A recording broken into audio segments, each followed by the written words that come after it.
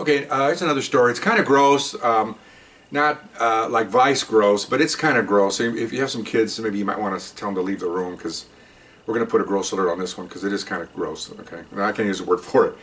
I was new on the job, and I was working a division that was kind of a mix. You know, had some white people. I call them white, but Caucasian people. They had some blacks, some Mexicans. Kind of a nice little mix there of the community, and if officers that will see this will recognize this. Most civilians won't recognize what's going to happen here. We get a radio call, and we go to a house, and I'm the rookie officer, but I've been on long enough to know what I'm doing, kinda. And we pull up in front, and there's a house in front, and there's a long driveway, and there's a house in back. These are little houses, really small, maybe 3-bedroom at the most. And little old lady comes up on the front, little Caucasian lady, and she says, "How you doing, officers? How you doing?" She goes, "Well, I called you because I haven't seen Millie." I'll make up name Millie, I don't know. I haven't seen Millie in like a week. And I knew at the time, and so did my partner. We went, uh-oh, uh-oh. And so, well, what is she supposed to be? Is she on vacation? No, she doesn't drive, and she has no family. She's living in the back by herself. She has a little dog, and I've heard the dog crying, but I don't know what's wrong with her. She's in her 90s. Or has she been sick? Well, not really, but you know, blah blah blah. It's an old person. Wow, I'll tell you what's coming here. I'll tell you later what's coming. Okay, so about that time, our supervisor pulls up. He gets out, and we tell him briefly. So we tell her to stay in the front, and we all walk down the driveway to the house. Okay, so now we know what to do. We start going around the house, trying to look in the window, see if we can see Millie in there. And we're looking, and we see a dog running around through the cracks and the drapes and stuff. And we see a body laying in the kitchen. It's down, okay? And so we're trying to smell for gas because we don't know whether she committed suicide. She's not moving. It's not an emergency where we have to kick in the door because, you know, something might be happening here. She's on the floor, and you know, you don't rush to this. I'll tell you why you don't rush. So we call the fire department. They show up. They've got gas sensors. Got to make sure if she's going to commit suicide, there's no gas in the house. So we go in there like we're going to save her life and kick the door. We'll blow the house up. Okay, so they go through and they find cracks in the door and go underneath the door with their probes, and they find there's no gas. Okay, so they have the equipment, so they get the sledgehammer and they bust the back door. So we go in, and they're with us, of course, and we go in, and you know, we have our guns out. We're not sure what's going on here. You never know.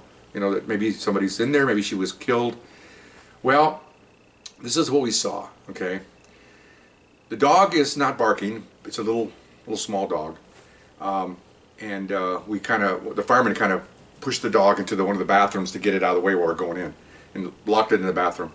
And there's this nice little lady laying there, you know, gray hair like your grandmother, and she's dead. The paramedics went up to check her, and they're checking her vitals, but she's gone.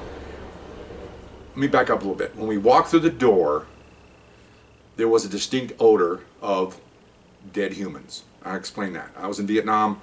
It's a distinct odor. Anybody that's smelled that will never forget it. Okay. So as soon as we smelled that, we looked at each other, all three of us, and of course the firemen see it all the time, but we don't. Okay. The firemen are saving people all the time, and they go to places where old people have collapsed and died. We don't do that. We're in the little bit younger type of business.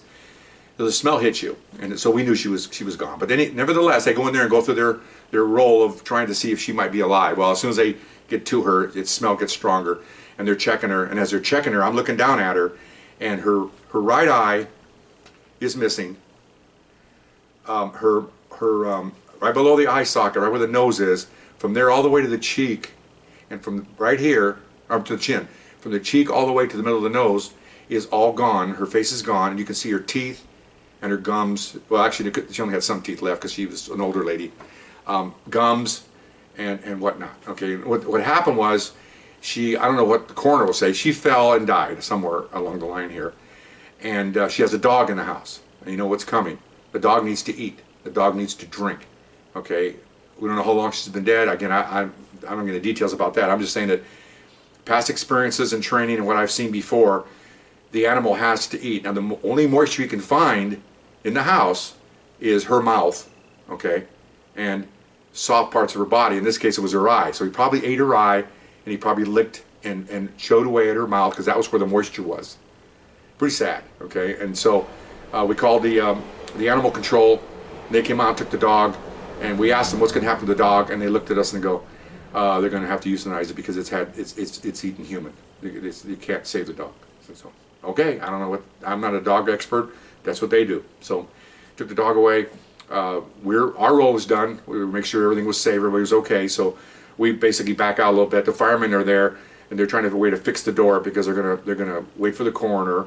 They're actually going to wait for the detectives. There's detectives on our department that handle this type of situation. So they eventually, we secure the scene. They come out. Once they're there, then we leave and we go back to doing active police stuff. And these guys are handling the dead bodies. They have to call the doctor and they have to do all this stuff. And then they have to wait for the coroner and then take the body away. So that's their job. And then they'll secure the door. Kind of sad to see someone pass away like that. And of course, now that the animals had that exposure, he's going to be gone too. So I had to explain to the lady in front what happened. And of course, she's in tears because she's known this lady for a long time.